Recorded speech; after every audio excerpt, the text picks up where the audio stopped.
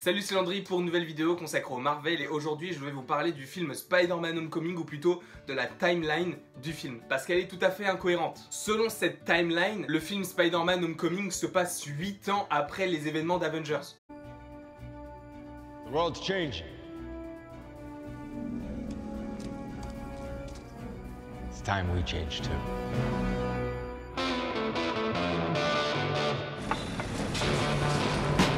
Donc ça fait énormément de temps. Sauf que c'est tout à fait incohérent étant donné que récemment j'ai regardé le film Civil War et le général Ross disait qu'en gros pendant 4 ans les Avengers ils faisaient tout ce qu'ils voulaient. Ils pouvaient intervenir dans n'importe quel pays et tout sans limite. Sauf que moi le truc qui m'a intrigué c'est le fait que le général Ross parle du début de ces événements, du fait que les Avengers partent n'importe où, depuis 4 ans, ce qui équivaut à la bataille de New York, c'est-à-dire le premier vrai rassemblement des Avengers. Donc comment se fait-il que le film Spider-Man Homecoming se passe 8 ans après Avengers si Civil War se passe 4 ans après Avengers? Cela voudrait dire que Civil War et Spider-Man Homecoming sont séparés de 4 ans. Sauf que ce n'est absolument pas logique puisque au début du film Spider-Man Homecoming, après donc les événements de Civil War, il y a marqué 6 mois après ou quelques mois après. Et ce qui voudrait dire donc que Spider-Man se passe 4 ans et demi après Avengers et non pas 8 ans. C'est pour ça, moi, le fait qu'ils aient parlé du fait que Spider-Man Homecoming se passe 8 ans après Avengers, moi, ça m'avait embrouillé, mais c'est incohérent. J'avais pas remarqué ça, en fait, en regardant le film